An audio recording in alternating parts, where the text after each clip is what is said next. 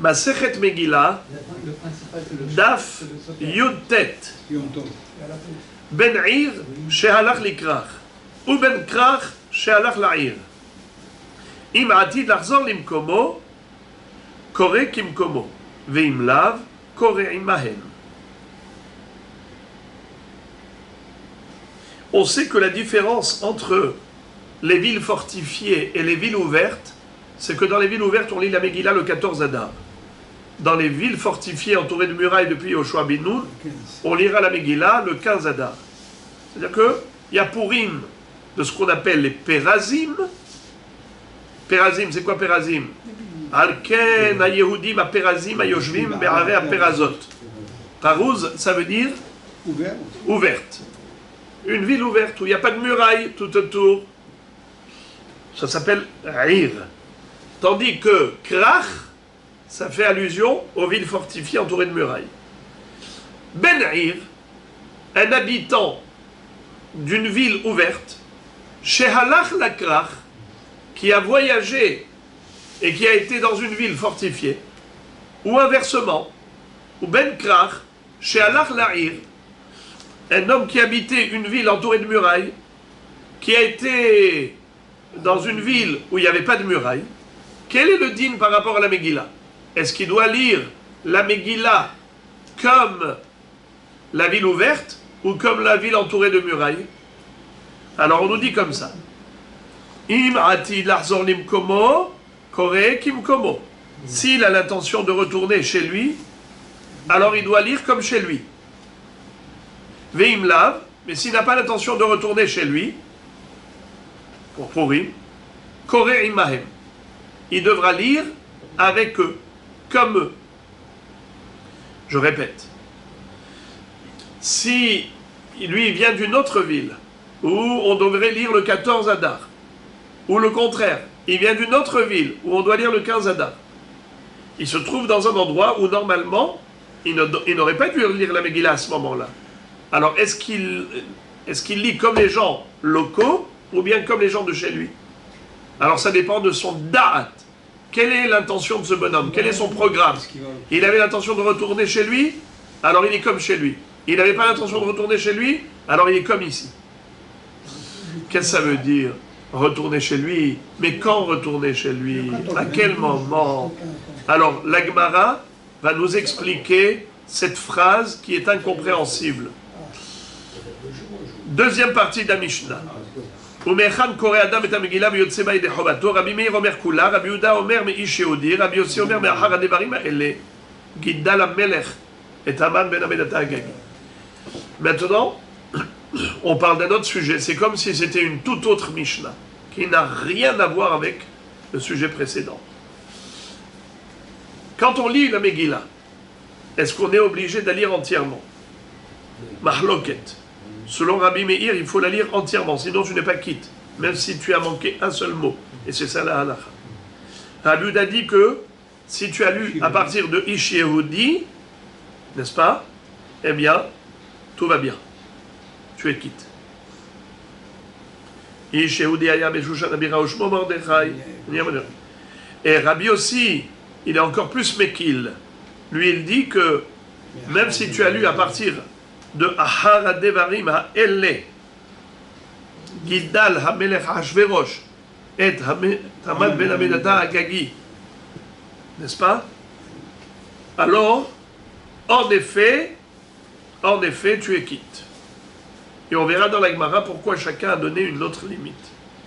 Amarava, lo shanu ela she'ati lahzor, belel arba asar, אבל אין עתיד לחזור בליל 14 קורא עמהם. Qu'est-ce que ça veut dire? Lorsqu'on a dit que Ben Krach, un habitant de la ville fortifiée, Shehalach la'ir, qui a été vers une ville ouverte. Quel est le din? Ça dépend. S'il a l'intention de retourner chez lui, alors il lira le 15. S'il n'a pas l'intention de retourner chez lui, il lira le 14. De qui on parle? On parle du Ben Krach, de celui qui habite, par exemple, à Jérusalem. Et il est à Natania. le 14. Il est à Natania le 14. Est-ce qu'il lit comme Natania ou bien est-ce qu'il lit comme Yerushalayim? Lui, c'est un Yerushalmi. Alors on lui dit comme ça. Il retourne pas chez lui le soir. Amar Rabalo Shanouela Sheratid Larzor Bellel Arbaasa. Aval En Atid Larzor Bellel Arbaasa Koreimaem. C'est-à-dire, s'il a l'intention de retourner chez lui avant le lever du jour de Purim, c'est-à-dire avant le 14 au matin, hein, même s'il était là le 14 au soir, le 13 au soir, la nuit du 14, il était où? Il était à Natania. Et il voit tout le monde dans les synagogues en train de lire la Megillah. Est-ce que lui aussi doit aller à la synagogue pour écouter la Megillah, puisqu'il est à Natania le 13 au soir? Alors tout dépend. S'il a l'intention de retourner pendant la nuit à Yerushalayim, alors il n'a pas besoin de lire la Megillah le 13 au soir. Mais s'il a l'intention de retourner à Yerushalayim que le matin, c'est-à-dire le 14 au matin, alors dans ce cas-là, il a le statut d'un citoyen qui habite Natania. Bien qu'il habite Yerushalayim, il devra lire le 14, c'est-à-dire le 13 au soir et le 14 au matin, il devra lire la Megillah à Natania. Parce qu'il était à Natania au lever du jour du 14. Allez, lisez encore une fois avec moi, pour qu'on soit sûr de ce qu'on a lu. Amarava, Loshanu, Ela She'atid, Larzor, Bellel Arba'a Asar. Quand est-ce qu'on a dit qu'en effet, il n'a pas besoin de lire? Il lira comme chez lui à Yerushalayim, il lira à Yerushalayim. C'est seulement s'il a l'intention de retourner chez lui, quand il veut retourner chez lui. Le soir même du 14, c'est-à-dire l'El Arbaasa. Aval en atid l'Arzor Bellel Arbaasa. Mais s'il n'a pas l'intention de retourner au milieu de la nuit du 14, alors il a l'intention de retourner quand? Que après le lever du jour du 14, Koré Imahem, il doit lire la Megillah à Natania. Le 15 le soir et le lendemain. Pourquoi vous rajoutez des mots que je n'ai pas dit? Je répète, ce monsieur, il est le 13 au soir à Natania. Le 13 au soir, ça s'appelle dans le monde juif le 14, la nuit du 14. Car chez nous, le Shabbat, il commence depuis le vendredi soir. Vendredi soir égale Shabbat. Le 13 au soir de Purim égale 14. Donc, maintenant, ce monsieur-là, le 13 au soir, il est à Natania. Mais lui, il habite Yerushalayim. À Yerushalayim, ils vont lire le 15. Et lui, il est là le 13 au soir, qui est le 14. Il est là. Alors, il pose la question au Rabbi, qu'est-ce que je fais, moi? Je suis là. Je vais avec tout le monde? Alors, le Rabbi, qu'est-ce qu'il lui répond? Il lui dit, dites-moi, monsieur, vous avez l'intention de retourner à Jérusalem? Il me dit, oui. Mais c'est quand que vous voulez retourner? Ce soir pendant la nuit? Ou bien demain matin? S'il dit pendant la nuit, alors dans ce cas-là, il n'a pas besoin de lire la Megillah maintenant. Par exemple, il va rentrer chez lui à 2h du matin. Ça, il fait encore nuit. Maintenant, à 8h du soir, tout le monde est dans les synagogues en train de chanter la Megillah. Alors il pose la question, j'y vais? On lui dit non, c'est pas la peine. Puisque à 2h du matin, vous allez partir chez vous. Alors vous avez un statut de Yerushalayim. Vous n'avez pas, pour vous, c'est pas Purim. Il fera la Megillah le surlendemain, à Jérusalem. Tandis que, s'il a l'intention de retourner à Yerushalayim que le matin, après le lever du jour, pas à 2h du matin, mais il veut rentrer chez lui, par exemple, à 8h du matin. Ah, tu vas à 8h du matin, ça veut dire que la nuit du 14, et le matin du 14, vous êtes à Natania, alors vous devez lire le 14. Le soir et le matin. Le soir et le matin. Le soir et le lendemain. Le soir et le matin, ici le 14. Ah, il faut qu'il soit considéré comme n'étant pas là. Quoi. Comme Comme un Natania, le 14, un Comme étant là. Comme étant là. il est considéré comme Natania. Nataniati, comme si c'était un Netanyati. Oui, s'il reste là. S'il reste là jusqu'au matin, le 14 au matin. Même s'il a l'intention de partir. Même s'il a l'intention de partir à 8h du matin. Et il refait là-bas. Non, Vous avez bu beaucoup de ça y est, Ça y est, il est quitte. il est quitte. Ça s'appelle en hébreu Parouz Ben Yomo Karouy Parouz. Un citoyen de ville ouverte, même pour un jour, s'appelle citoyen de ville ouverte. Parce que Parouz, c'est Perazim. Parouz, ça veut dire la ville ouverte. Perazot. À Yehudim, à Perazim. Parouz, c'est quelqu'un qui habite dans une ville Perazim. Alors on dit Parouz ben Yomo, un Parouz même d'un jour, Karouille Parouz. Il s'appelle habitant de cette ville, qui est Pérouza, qui est ouverte. Alors qu'il n'habite pas là, lui, c'est un Yerushalmi. Qu'est-ce qu'il fait là? Il est venu pour voir sa mère, pour voir ses beaux-parents ici. Et alors? Il est là, et bien monsieur, on lui dit, attends. C'est quand que tu as l'intention de retourner chez toi? Eh bien, le matin, le 14 Adar, à 8h du matin. Et comme ça, je vais faire Pourim à Yerushalayim. Je me dis, monsieur, non. Vous êtes pris, vous êtes pas piégé, mais en tout cas, vous êtes considéré comme étant Netanyati, puisque le 13 au soir, qui est le 14 Adar, et le matin du 14 Adar, vous étiez à Netanya, et bien pour vous, Pourim, c'est à Netanya et pas à Yerushalayim. Ils sont obligés de le réécouter le soir du 15 là-bas. Mais qu'est-ce que je viens de dire, Ribbono Shel Olam? C'est un monsieur Netanyati. Mais là, il va rentrer à Jérusalem après. Après, il a. Ok. À quelle heure il va rentrer? Après le matin, vous avez dit. Là, il fait Netanyati. Le soir, ok, le matin, après, il prend la route après le net, ça prend avoir écouté la Megillah. Il arrive à Jérusalem. Le soir, c'est Pourim. Est-ce qu'il est obligé de réécouter le soir et le lendemain? Répondez vous-même. Non, j'aurais dit, parce qu'il a écouté. Je vous pose la question à vous à l'envers.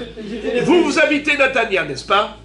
Si vous avez fait vos mitzvot ici à Netanya, et après ça, vous allez le lendemain à Yerushalayim.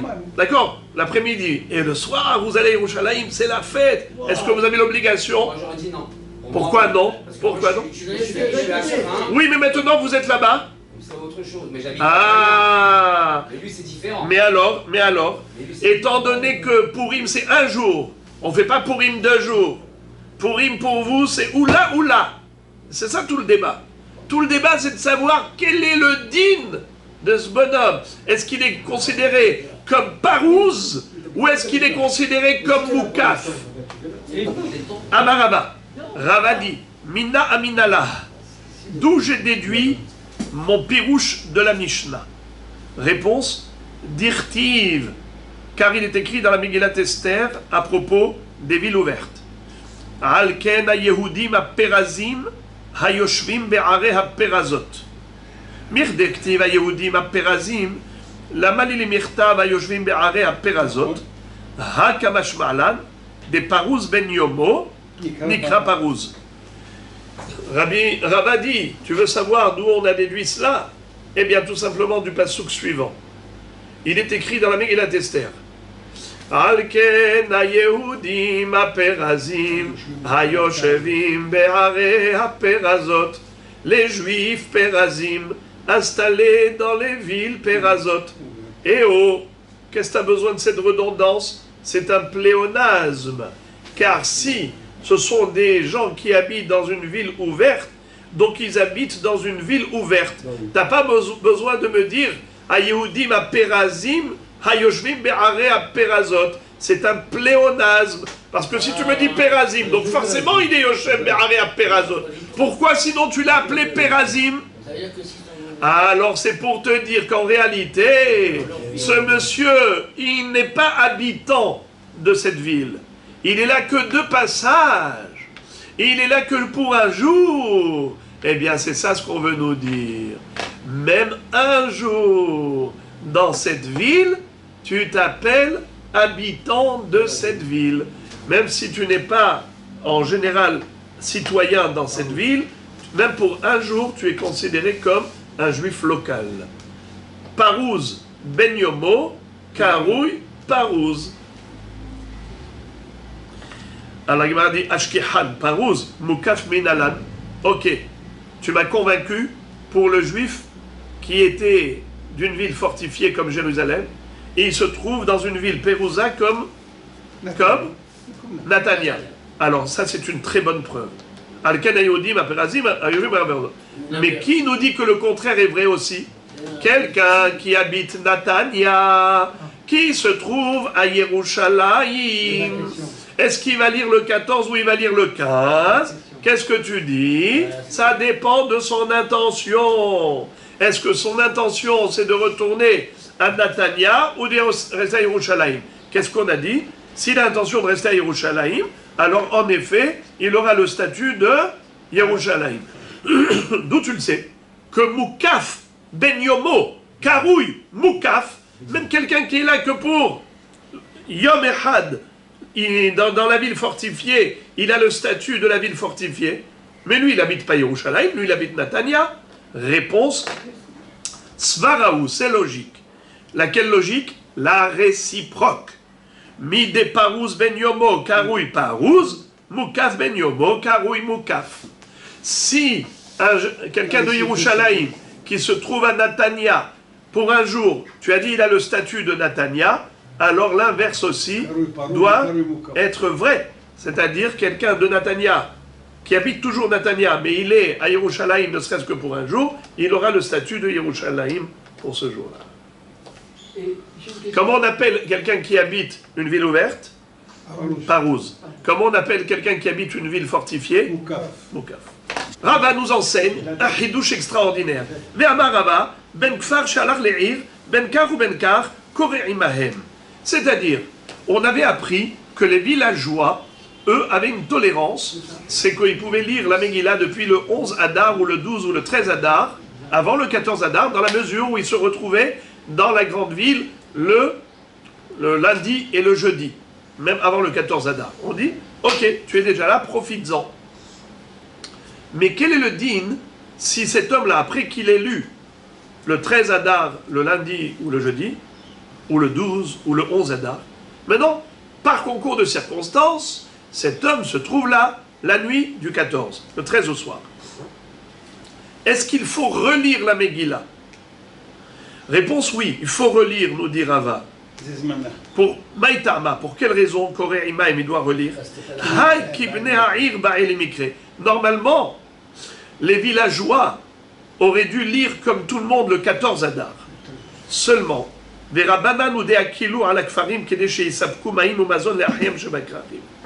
dans quel objectif on avait toléré c'est une lecture de Megillah le 13 Adar ou le 12 ou le 11, le lundi ou le jeudi qui précède, afin justement de rendre disponibles les villageois le jour du 14 Adar pour qu'ils puissent subvenir aux besoins de leurs frères, les citoyens des grandes villes, qui leur apportent des provisions alimentaires, puisque ces paysans ramenaient de leur village toutes sortes de fruits et de légumes, et ainsi de suite, aller puiser de l'eau. Et tout ça, c'est une tolérance. Mais si cette personne, une tolérance dans le sens où il a lu le 11 Adar, le 12 Adar, on ne l'oblige pas à revenir la nuit du 14 Adar pour lire le 14 Adar. Non. Mais s'il était là déjà la nuit, le 13 au soir, alors, dans ce cas-là, on lui dit, monsieur, il n'y a pas de raison de te faire une tolérance. Si tu étais chez toi, on ne t'aurait pas fait revenir la nuit, le 13 au soir, pour lire la Megillah. Mais tu es déjà là. Tu es resté là. C'est le Zman. Alors, puisque c'est le Zman, il faut relire la Megillah avec les citoyens de la grande ville. Bien qu'il ait déjà lu le 11 Adar ou le 12 ou le 13. Il doit répéter la Megillah le 13 au soir, qui est le 14 Adar. Car c'est la date universelle. Mais il ne répète pas, c'est ici dans le cas, il repart à Jérusalem, le même phare. Il va à Jérusalem le 14 au soir. Et est-ce qu'il relit encore le Non, Non, parce que il a déjà lu le 14. 14 au soir. Han Emile, qui était Bedourte, aval qui était Bahir, qui venait à Ir, Bahir Nemikre.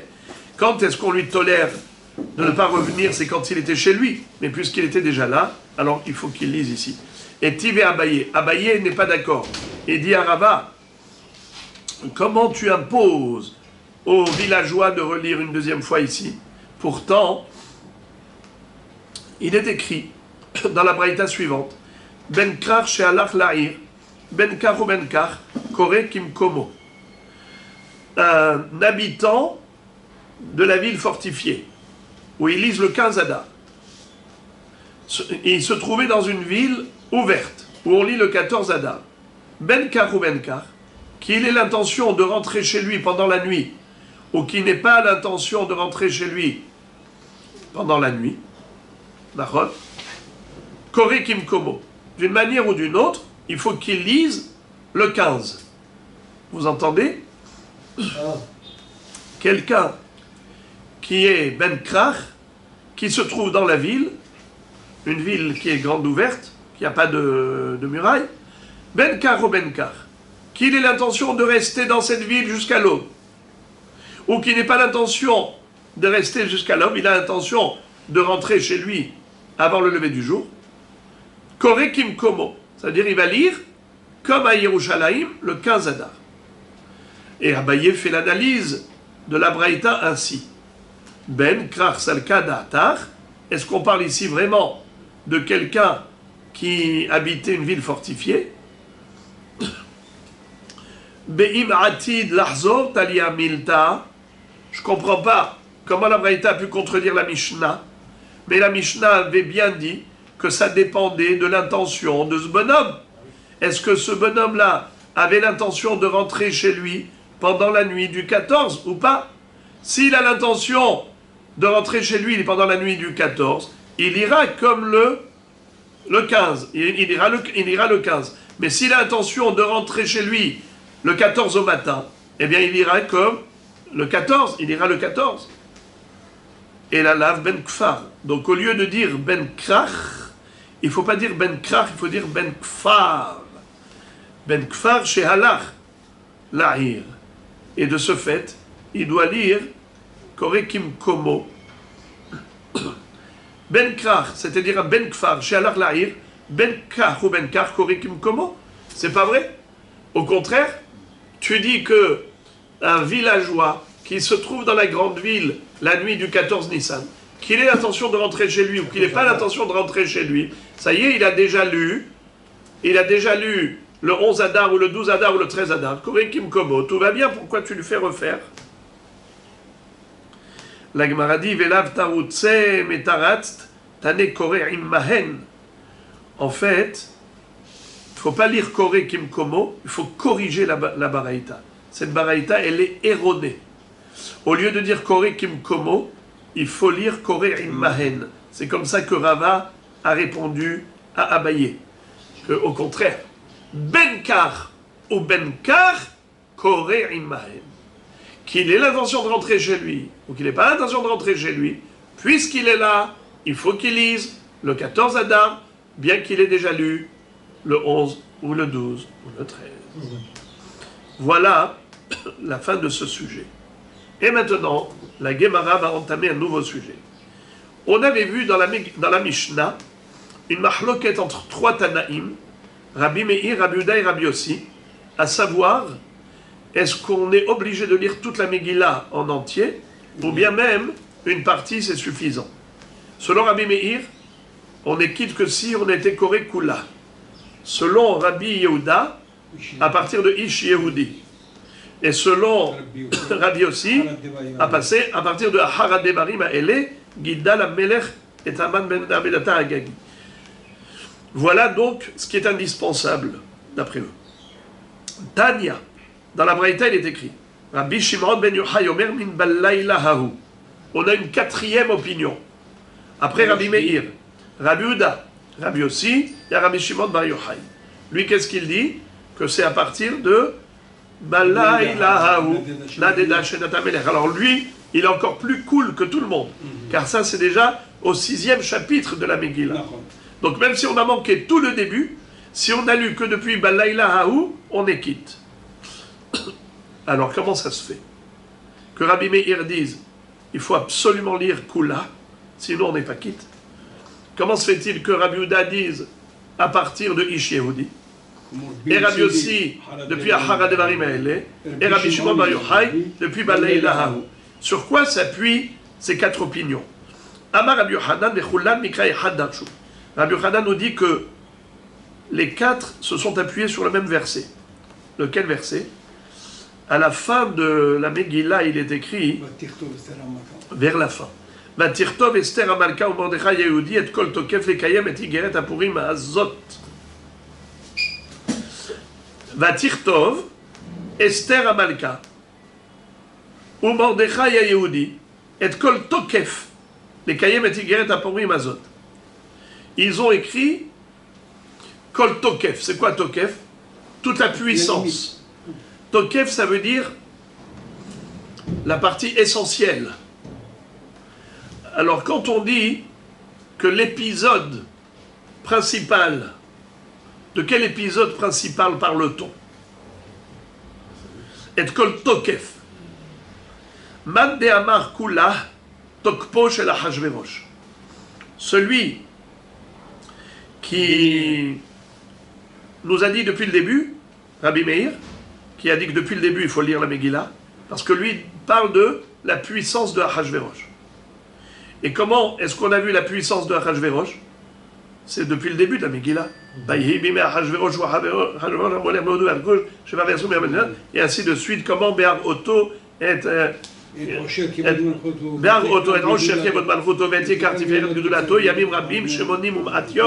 ainsi de suite. Donc nous voyons que le Tokef, la puissance de Achashverosh, elle s'exprime depuis le début de la Megillah. Mande Amar, mais Ish Yehudi, Tokpo shel Mordechai. Rabbi Yehuda qui a dit que c'est depuis Ish Yehudi, parce qu'il dit que Tokef, l'épisode principal, c'est le Tokef de Mordechai.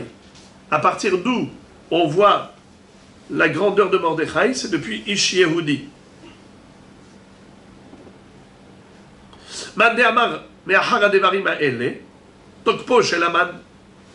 Rabbi Yossi qui a dit depuis Ahara Devarim Ha'ele, parce qu'il dit Tokef, ça parle de quel épisode? L'épisode principal, c'est la puissance de Haman. Pour nous montrer comment Akadosh Baruch Hu, il a mis par terre et à genoux Haman, lui qui était dans sa suprématie. Et malgré tout, il a été pendu. Et Rabbi Shimon Bar Yochai qui dit que c'est à partir de Balaïla que c'est indispensable, la lecture est indispensable, c'est parce qu'il dit que c'est le Tokef Hanes. Lorsqu'on met en relief le miracle. Et le miracle, il a commencé à partir de quand? Depuis le cauchemar et l'insomnie de Achashverosh. Donc c'est Tokpo Shel Nes. Ravuna Marmeracha. Alors, là on a ici une explication qui a été donnée par qui? Par Rabbi Yochanan. Il nous a donné la raison des 4 Amoraïm.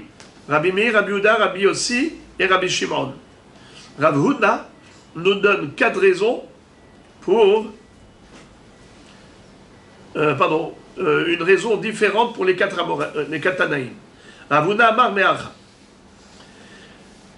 Les 4 Tanaïm s'appuient sur l'interprétation du passouk suivant. Umara'u al-kacha, umahiggiya alehem. C'est-à-dire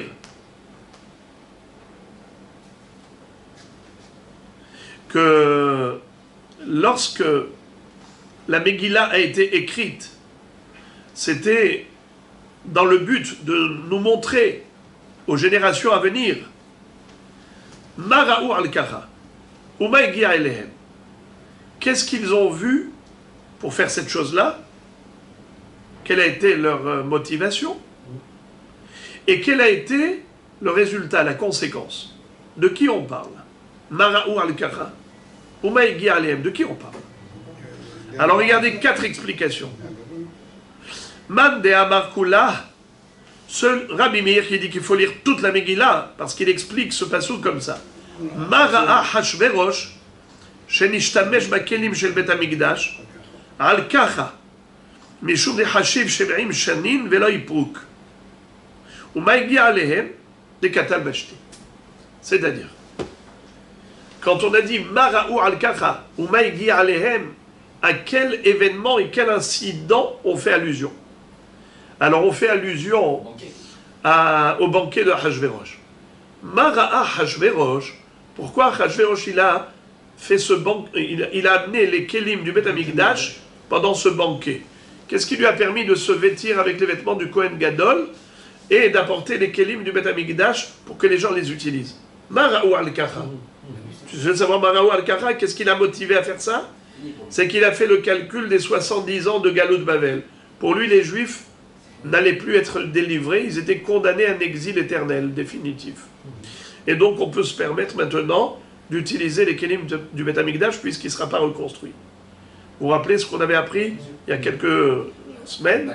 On avait appris qu'il s'était trompé dans le calcul au niveau des 70 ans de Galout Bavel. Comme Belshazzar qui s'était trompé. Eh bien, Mara'ou al-Kara, c'était cela la motivation. Maïgi Ailem, quelle a été la conséquence? La conséquence de son mauvais comportement, son comportement négatif? Eh bien, il s'est retrouvé à son réveil quand il a cuvé son vin et qu'il a réalisé ce qu'il a fait dans son état d'ivresse, qu'il avait tué Vashti. Et donc il a perdu sa reine. Ça, c'était la résultante. Ah, vous avez utilisé les kelim du Beth Amikdash. Et ben voilà. Voilà le résultat. C'est pour cela qu'il faut lire depuis le début d'après Rabbi Meir. Mande Amar mi Ishéoudi, celui qui dit que c'est depuis Ishéoudi qu'il faut lire. Mara'a Mordechai dikne bebe Haman, al kacha de shave nafshe avodazara. Umaigi alehem ditrahesh nisa. Mara'u al kacha, umaigia alehem. Mara'u al kacha. Mara'a Mordechai dikne bebe Haman. Pourquoi Mordechai ne voulait pas se prosterner devant Haman? Pourtant, c'était juste une forme de politesse. Réponse al-Kacha, des Shavenavshi Avodazara. Parce que ce n'était pas juste une forme de politesse. Lui, Haman, il s'est pris pour une idole. Il demandait aux gens de se prosterner devant lui comme si on se prosternait devant une divinité. Alors, Mordechai refuse. Quel était le résultat de ce qu'a fait Mordechai? Itrahesh Nisa. Il y a eu le grand miracle des Juifs, par le mérite de Mordechai.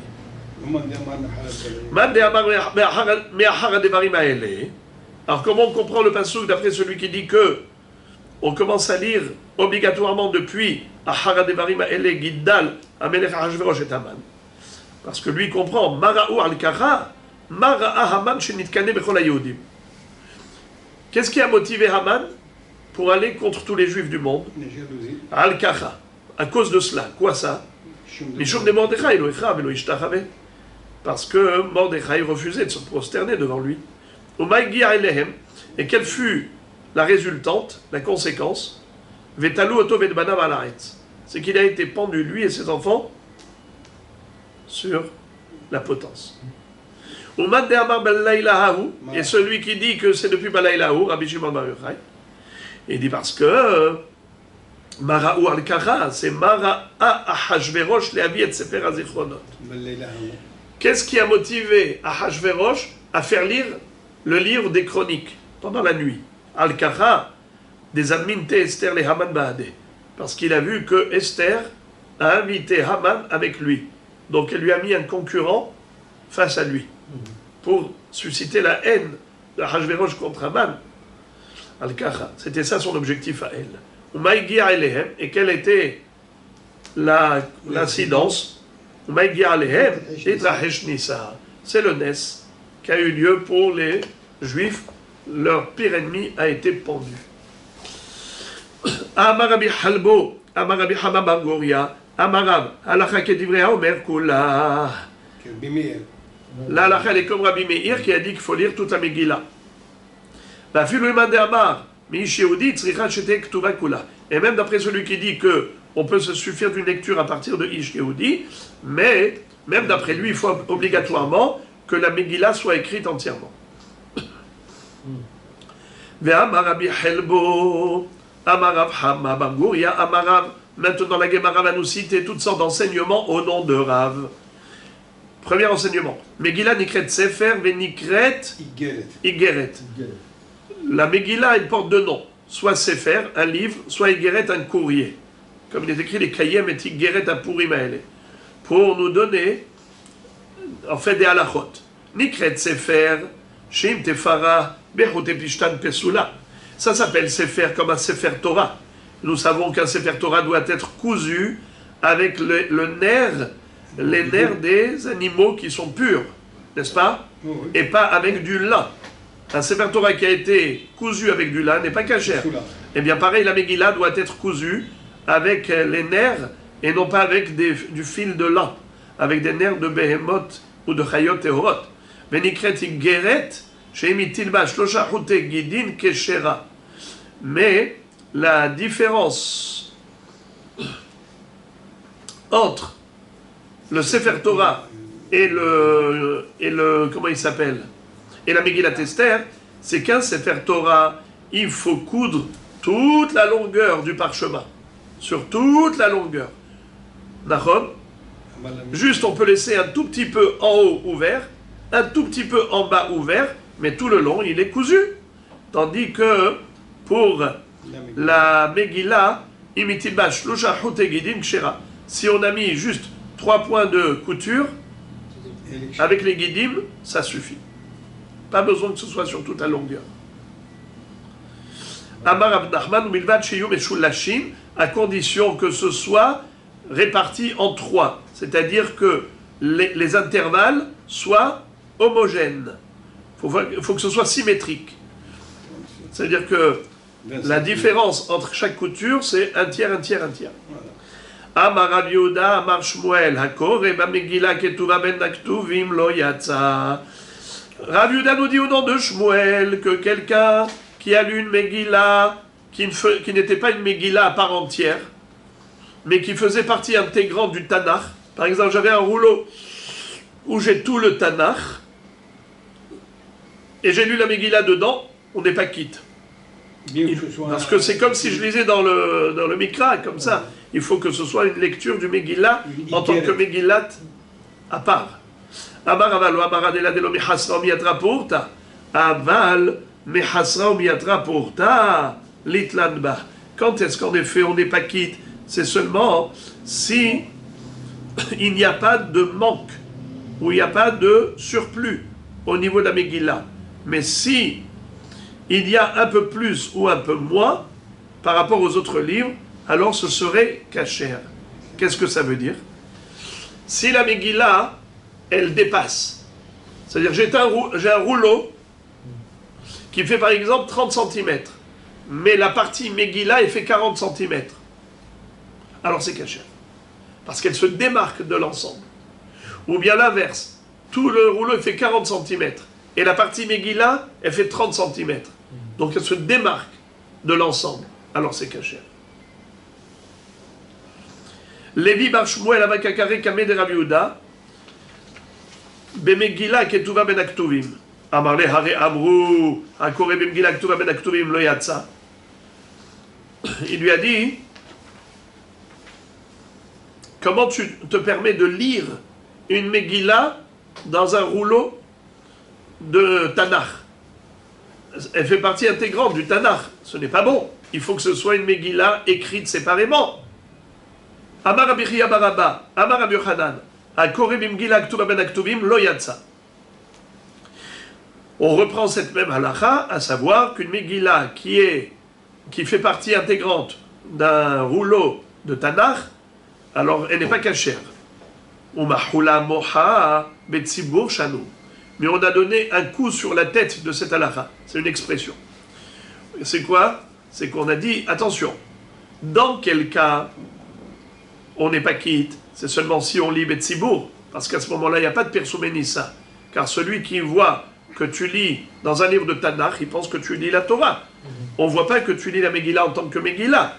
Mais si tu es tout seul, tu sais pourquoi tu lis la Megillat Esther ce soir ou demain.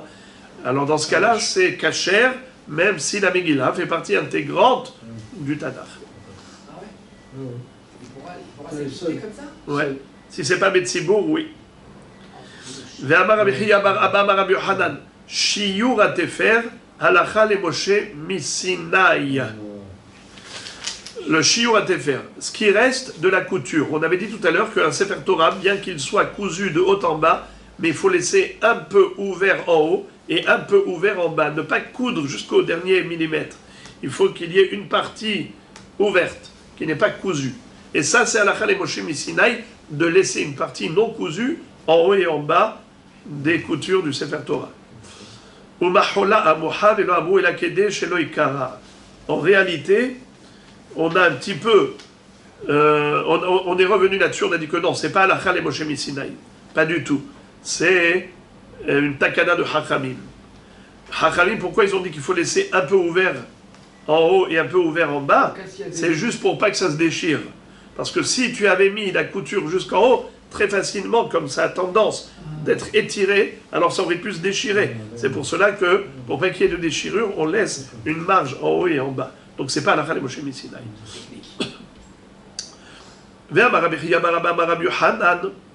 Puisqu'on a enseigné une halakha au nom de Rabbi Hiya Bar Abba, qui a dit au nom de son maître Rabbi Hanan, encore un autre enseignement qui n'a rien à voir avec Megillat Esther.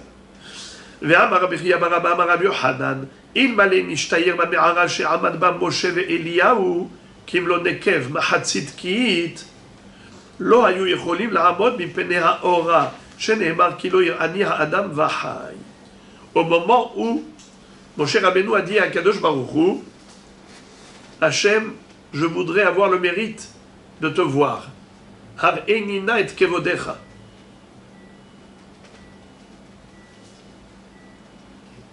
Je lui a dit qu'il ani Adam Vahai. Un homme ne peut pas voir Hachem quand il est vivant. Il mourrait immédiatement.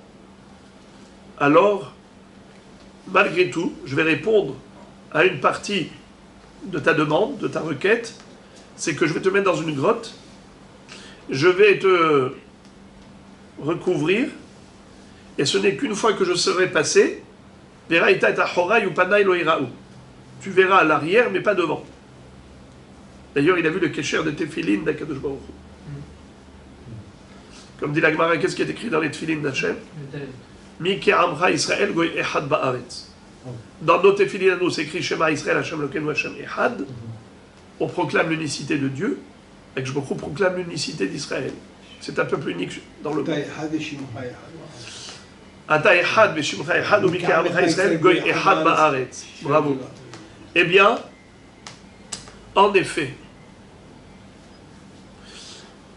Akadosh Baruch Hu, il a protégé Moshe Rabbeinu et même Eliyahu Hanavi dans la grotte où il se trouvait, quand il lui a dit Malechapo Eliyahu. Kol de Mamadaka v'ine Hashem envers. Donc Akadosh Baruch Hu, il passe devant Moshe Rabbeinu, il passe devant la grotte de Eliyahu Hanavi. Donc Moshe se trouve dans une grotte et Eliyahu se trouve dans une grotte. Parce que Akadosh Baruch Hu a dit à Moshe Rabbeinu, Vesamticha benikrat atzur vesakoti chapi alecha veaya ba'avor kevodi veraita et achorai upanai lo yira'u. Alors, quand Akadosh Baruch Hu, il a recouvert la grotte où se trouvait Moshe et Eliyahu Hanavi, si Hachem n'avait pas bouché complètement la grotte, s'il y avait ne serait-ce que un petit trou comme le chat de l'aiguille, eh bien la lumière divine qui aurait pénétré la grotte aurait été tellement intense qu'il n'aurait pas pu tenir. Il n'aurait pas pu survivre de la révélation de cette lumière divine. Je répète.